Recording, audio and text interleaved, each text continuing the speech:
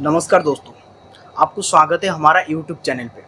ये वीडियो देखने के बाद आप भी शॉक हो जाओगे और ये भी सोचने लग जाओगे एक बंदा इतना प्री प्लानिंग का साथ किसी को कैसे मार सकता है, और वो भी उसको बिना छुए बिना हाथ लगाए। चलिए देखते हैं। उड़ीसा को तो आपने काफ़ी लोग जानते होंगे। उड़ीसा से जस्ट 300 किलोमीटर दूर में एक शहर हुआ करता था जिसका नाम है पाटनागढ़, और वो पाटनागढ़ में एक छोटा सा गाँव था। वो गाँव का नाम है बरहमपुर, और वो बरहमपुर में 5 लोग का एक फैमिली थे। एक का नाम है रविंद्र कुमार साहू, जो कि उनका घर का मुखिया है, और उनका पति संजुक्ता साहू, और उनका एक प्यारा सा बेटा सौम्य रंजन साहू, और उनका एक प्यारा बेटी भी था जिसका नाम है नीलाक्षी साहू। पहले जानेंगे रविंद्र साहू, जो घर का मुखिया है। उन्होंने पाटनागढ़ का जवाहरलाल नेहरू कॉलेज में इंग्लिश लेक्चर थे, और उनका जो पति संजुक्ता साहू, उन्होंने वैष्णो सिटी में ज्योति दिव्या कॉलेज में प्रिंसिपल थे, और उनका जो प्यारा सा बेटा सौम्य रंजन साहू, उन्होंने बलांगीर में एक जापानीज इलेक्ट्रॉनिक्स कंपनी में सॉफ्टवेयर इंजीनियर थे, और उनका जो एक प्यारा सा बेटी था जो नीलाक्षी साहू, उन्होंने विदेश में पढ़ाई करते थे।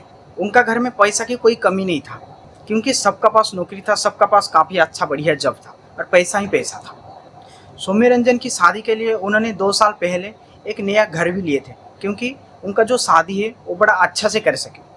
वो दिन है फरवरी 18, 2018 की। सौम्य रंजन की शादी फिक्स हो गया, और शादी भी हो गया 18 फरवरी 2018 में। और उनका जो 4 फैमिली थे, रविंद्र कुमार साहू, संजुक्ता साहू, सौम्य रंजन साहू और नीलाक्षी साहू, और उनका एक बूढ़ी माँ भी थे। जो रविंद्र साहू थे, उनका मम्मी, जिनका नाम है जाने मानी साहू। और उनका जब सौम्य रंजन साहू की शादी हो जाती है, उनका फैमिली में और एक लोग ऐड हो जाते हैं, जिनका नाम है रीमा रानी साहू। 18 फरवरी 2018 को उनका शादी हुई, बड़ा धूमधाम से हुई, क्योंकि एक ही बेटा था, बड़ा प्यारा सा बेटा था। मम्मी पापा ने बहुत खुश थे। इसका शादी में बहुत लोग को भी बुलाए थे, रिश्तेदार भी बहुत लोग आए थे। उन्होंने 20 फरवरी 2018 को रिसेप्शन पार्टी रखे, और वो पार्टी भी बहुत ज़्यादा धूमधाम में किए। बहुत लोग आए, रिश्तेदार लोग आए। जैसे ही शादी रिसेप्शन ख़त्म हो चुकी है, उसका 3 दिन का बाद 23 फरवरी 2018 सबसे पहले सुबह सुबह 6 बजे उनका जो बहन आए थे, जो मैं बताया करता था कि जो विदेश में पढ़ाई करते थे, उनका जो बेटी है नीलाक्षी साहू, उन्होंने फिलिपींस में पढ़ाई करते थे। उन्होंने सुबह 6 बजे दिल्ली निकाल गए, क्योंकि दिल्ली से उधर से उनका फ्लाइट था। और सौम्य रंजन की जो पापा रविंद्र कुमार साहू, उन्होंने उनका काम में निकाल दिया। और 10 बजते ही सौम्य रंजन की जो मम्मी संजुक्ता साहू, उन्होंने भी उनका काम में निकाल गए। जो कॉलेज में उन्होंने प्रिंसिपल थे, 10 बजते ही निकाल गए।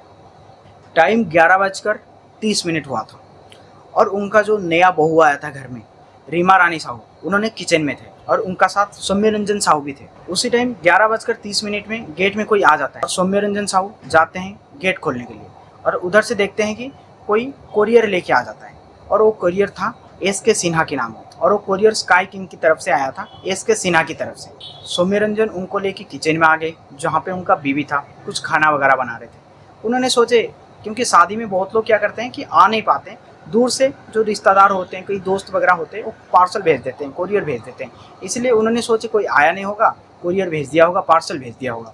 और वो जो पार्सल था वो 5 केजी का था, इसलिए उन्होंने काफ़ी एक्साइटेड थे इसमें क्या है देखने के लिए। इसलिए उसी टाइम उसको सौम्य रंजन साहू ने खोलने लगे, और उनका साथ उनका बीवी था रीमा रानी साहू। जैसे ही उन्होंने एक पार्सल खोल दिया, उसका अंदर और एक पार्सल निकला, और वो पार्सल खोलने को जाते जाते उसी टाइम आके पहुँच गए उनका जो दादी जी थे, जाने मीना साहू। और उन्होंने आके उनका जो नया बहू थे, उनको पानी मांगे कि पीने के लिए। और उनका जो बहू है, उन्होंने पानी लाने के लिए बस वहीं से जस्ट 2 मीटर दूर गए। उसी टाइम सौम्य रंजन साहू जो पार्सल खोले थे, उसका अंदर और एक छोटा सा पार्सल निकला था। उसका कोना से एक छोटा सा धागा निकला हुआ था, और उनको ऐसे ही लगा कि ऐसे कोई काजुअली धागा हुआ। वो धागा को उन्होंने खींच लिया, और जैसे ही खींच लिए, इतना भयंकर ब्लास्टिंग था। आपने भी अगर ये ब्लास्टिंग देखोगे ना, आपने भी चौंक जाओगे। और वो ब्लास्टिंग का बाद तीनों लोग बहुत घायल हो गए। और ये ब्लास्टिंग में उसी समय सौम्य रंजन साहू और उनका जो दादी जी ऑन द स्पॉट सेंसलेस हो गए। और उनका जो बीवी रीमा रानी साहू, उन्होंने 40% जल चुके थे। उन्होंने घिस घिस कर उनका फ़ोन का पास गए, और उनका मम्मी का पास कॉल किए, जिन्होंने सुबह सुबह उनका ड्यूटी पर निकाल चुके थे 10 बजे। और इसका जो साउंड इतना ज़्यादा भयंकर था, उन्होंने आसपास पड़ोस वाले भी समझ गए कि इनका घर में सिलेंडर की ब्लास्ट हुआ है। जाकर देखने के लिए काफ़ी लोग दौड़ कर आए। उन्होंने आके देखे कि ये तीनों लोग बुरी तरह से घायल पड़े हैं। कोई पुलिस को कॉल किया, कोई एम्बुलेंस को कॉल किया, तो कोई डॉक्टर को कॉल किया। लेकिन सारे लोग लास्ट में तब चौक हो गए जब देखे कि इसका जो गैस का जो सिलेंडर है वो बिल्कुल सही सलामत था। तब तक एम्बुलेंस आके पहुंच चुका था और तीनों को एम्बुलेंस में भर के लेके चले गए बलांगीर का एक प्राइवेट बड़ा हॉस्पिटल में। और उधर से पहुंचते ही तीनों लोग उधर से पहुंचते ही डॉक्टर ने उनका जो दादाजी है उनको मृदा घोषित कर दिया और ये दोनों को थोड़ा सा ट्रीटमेंट करके रेफर कर दिया बड़ा हॉस्पिटल में। उनको बड़ा हॉस्पिटल में लेके चले गए सौम्यरंजन साहू को और उनका जो पति रीमा रानी साहू। उधर से बड़ा हॉस्पिटल में पहुंचने का सफर था 2 घंटा। 2 घंटा में बड़ा हॉस्पिटल में पहुंचने के बाद उनका जो डॉक्टर है उन्होंने भी सौम्यरंजन साहू को मृदा घोषित कर दिए। बाकी बचा एक जो कि रीमा रानी साहू।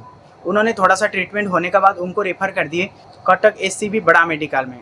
उधर से पहुंचते ही उनका भी सेंस चला गया, लेकिन उन्होंने सही सलामत थे, लेकिन क्योंकि उनका जो बॉडी है वो 40% जल चुका था और सौम्यरंजन साहू और उनका जो दादी माँ की बॉडी है को ज़्यादा से ज़्यादा 80% या 90% जल चुका था, इसलिए उन्होंने रास्ते में ही डेथ हो गई। और ये कहानी सुनकर पाटनगर की पुलिस तुरंत मौका में आके घर में पहुंचा और घर देखते ही उनको ये पता लग गया कि इसका जो ब्लास्टिंग है वो गैस सिलेंडर के माध्यम से हुई है। और ये जो ब्लास्टिंग है वो इतना भयंकर था, घर का बिल्कुल टुकड़ा टुकड़ा कर देता। जो 10 इंच की जो वॉल होता है, 10 इंच की जो कम से कम इतना बड़ा होता है, वो बिल्कुल फाट चुका था और उसका जो खिड़की इधर उधर बिखरा पड़ा था। उनका बर्तन फर्तन सब कुछ नाश हो चुका था। पुलिस को भी सबसे पहले यही लगा था कि यहाँ पे गैस सिलेंडर की ब्लास्ट हुआ है, लेकिन बाद में जब सिलेंडर देखा गया, सिलेंडर बिल्कुल सही सलामत है। और उसी टाइम पुलिस ने बहुत हैरान हो गया कि ये ब्लास्टिंग हुआ तो हुआ क्या, अगर ये हमला हुआ तो हुआ कैसे। कम से कम 4 से 5 दिन इन्वेस्टिगेशन करने का बाद उनको कुछ भी नहीं पता चला। और जो भी एक आखिरी निशानी बचा था रीमा रानी साहू, उन्होंने भी सेंसलेस हुए पड़े थे, उनका भी कोई सेंस नहीं आ रहा था जो कि पुलिस उससे जाके पूछताछ कर सके। इसलिए पुलिस ने ज्यादा हैरान होने का बाद ये केस उन्होंने रेफर कर दिए क्राइम ब्रांच वालों को। क्राइम ब्रांच वालों ने भी मौका पर आके पहुंचे और सबसे पहले उन्होंने बुलाए बॉम्ब स्क्वाड वालों को। उन्होंने आके बॉम्ब स्क्वाड वालों ने जैसे ही आए, घर में बारूद का टुकड़ा था, इसलिए उनको पता लग गया कि ये बॉम्ब ब्लास्ट हुआ है। और ये बॉम्ब कैसे आया, कहाँ से आया, लेकिन ये चीज कंफर्म होगा कैसे। रीमा रानी का तो सेंस आ नहीं रहा है, बाकी जो 2 सबूत थे उनका तो डेथ हो चुकी है। इसलिए क्राइम ब्रांच वाले भी काफ़ी हैरान हो गए और उन्होंने रीमा रानी के साथ बात करने के लिए वो डॉक्टर का पास भी गए, लेकिन डॉक्टर ने उनको अलाउ नहीं किए कि अभी 20 दिन तक उनका साथ बात आपने नहीं कर सकते। लेकिन क्राइम ब्रांच वालों को भी हाथ बांध के बैठना पड़ा और उन्होंने भी 20 दिन तक वेट किए। 20 दिन के बाद रीमा रानी का होश आ गया और उन्होंने आके तुरंत सौम्यरंजन के बारे में पूछने लगे, लेकिन घर वालों ने सौम्यरंजन के बारे में उनको कुछ भी नहीं बताया क्योंकि उनका हालत ज़्यादा खराब हो जाएगा। उन्होंने सिर्फ उनको ये बताया कि तुमने जैसे घायल हुए हो, सौम्यरंजन भी ऐसे ही घायल हुए हैं और उन्होंने लेकिन दूसरा हॉस्पिटल में है, तुमने इधर हो। तीसरा दिन रीमा रानी ऐसे ही बैठते बैठते उनका बेड का ऊपर न्यूज़पेपर रखा हुआ था। उन्होंने जैसे ही न्यूज़पेपर उठाए और देख लिए कि सौम्यरंजन का 20 दिन पहले उनका मौत हो चुकी है। उन्होंने काफ़ी डर गए और काफ़ी रोने लग गए। मीडिया वालों ने ये भी बता रहे थे कि उन्होंने 6 दिन तक रोना ख़त्म ही नहीं किया क्योंकि इतना प्यार करते थे उन्होंने सौम्यरंजन को। जैसे ही उनका कंडीशन थोड़ा सा सही हुआ, क्राइम ब्रांच वालों ने तुरंत आ गए उनका पास पूछताछ करने के लिए। जैसे ही पूछताछ किए, रीमा रानी ने ये बताया कि मुझे सिर्फ इतना ही पता है कि मैंने खाना बनाने का टाइम में गेट में कोई आया और सौम्यरंजन को एक पार्सल दिया, और हाँ इतना ही पता है वो जो पार्सल आया था उसको कोई SK सिन्हा ने भेजा था और वो पार्सल स्काई किंग की तरफ से आया था। बस इतना ही सुनकर क्राइम ब्रांच वालों ने उनका इन्वेस्टिगेशन चालू कर दिए। सबसे पहले चले गए क्राइम ब्रांच वालों का पास जो कि स्काई किंग तरफ से आया था। उधर से जाके CCTV वगैरह सब कुछ चेक किए और SK सिन्हा का नाम का कोई पर्ची ढूंढे। उधर से SK सिन्हा का तो नाम एड्रेस मिल गया, लेकिन काफ़ी सब कुछ फर्जी था, ना उधर से कोई CCTV था। आखिर क्राइम ब्रांच वालों ने ये तो पता लगा दिए कि ये पार्सल जो बंदा भेजा है इसी ने तो मर्डर किया है, लेकिन उसको पकड़ेंगे कैसे। फिर से 2-3 दिन जांच करने के बाद फिर वापस आ गए उन्होंने वही रीमा रानी के पास। फिर रीमा रानी को और भी पूछताछ करने लग गए, लेकिन रीमा रानी और एक चीज़ ध्यान करके बता दिए, वो दोनों सौम्यरंजन और रीमा रानी जब फ़ोन में बात करते थे, एक फ़ोन कॉल सौम्यरंजन का पास आया था और सामने से बंदा बोला था कि तुमने रीमा रानी से शादी मत करो क्योंकि मैं उससे प्यार करता हूँ। वो नंबर डिटेल्स वगैरह सब कुछ पुलिस ने निकाला, क्राइम ब्रांच वालों ने निकाले और वो जो फ़ोन कॉल है उसमें से नंबर निकाल के वो बंदा को भी उठा के क्राइम ब्रांच में पूछताछ करने लग गए। वो जो बंदा है वो तो सच बोल दिया कि हाँ मैंने ही फ़ोन किया था क्योंकि मैं एक तरफ सा प्यार करता था रीमा रानी को, लेकिन मैंने ये सब चीज़ नहीं किया। लेकिन पुलिस के पास कोई सबूत नहीं था इनको अरेस्ट करने के लिए, इसलिए इनको लास्ट में छोड़ना पड़ गया। अभी पुलिस और क्राइम ब्रांच का हाथ में कोई भी सबूत नहीं है कि किसको भी पकड़ने के लिए, खाली हाथ बैठ गए 3 दिन। उसका बाद सोशल मीडिया में एक बहुत ज़्यादा वीडियो वायरल होने लग गया कि जब रीमा रानी ने रोना इनका बिल्कुल भी बंद नहीं हुआ, 6 दिन तक रो रहे थे। उसी टाइम ये जो वीडियो है काफ़ी ज़्यादा वायरल होने लग गया और ओडिशा में ये जो वीडियो है नवीन पटनायक तक पहुँच गया और नवीन पटनायक काफ़ी ज़्यादा प्रेशर किए क्राइम ब्रांच वालों का ऊपर। उसका बाद क्राइम ब्रांच वालों ने स्पेशल फोर्स बुलाए मुंबई से। उसके बाद काफ़ी ज़्यादा छानबीन करने के बाद उन्होंने बिल्कुल निराश हो चुके थे और क्या करेंगे उनको यही नहीं पता चला था। ऊपर से नवीन पटनायक सर की प्रेशर, और उसी 2 दिन का अंदर पुलिस स्टेशन में एक लेटर रिसीव हुआ और वो लेटर ने भेजा था उसी खूनी ने, और उसमें ये लिखा था कि ये जो मामला हुआ है, ये जो खून हुआ है, ये पैसा के मैटर को लेके हुआ है और ज़मीन के मैटर को लेके हुआ है। और पुलिस ने जैसे ही ये लेटर मिला वो लेके क्राइम ब्रांच को दिया। क्राइम ब्रांच जैसे ही देखा ये लेटर लेके सबसे पहले सौम्य रंजन का जो पापा थे रविंद्र साहू, उनका पास को बैठा के पूछताछ की कि तुम्हारा साथ ऐसा कोई पंगा था क्या कि किसी को पैसा देना है, जमीन में कोई विवाद। और उनके घर वालों ने साफ साफ मना कर दिए, ऐसे हमारा कोई भी प्रॉब्लम नहीं था, हमारा पैसा में कोई कमी नहीं था, ना हमने किसी का साथ जमीन का विवाद था। फिर क्राइम ब्रांच वालों ने समझ गए कि जो सामने वाला जो खूनी है वो हमको गुमराह करने के लिए ये सब लेटर भेजता रहता है।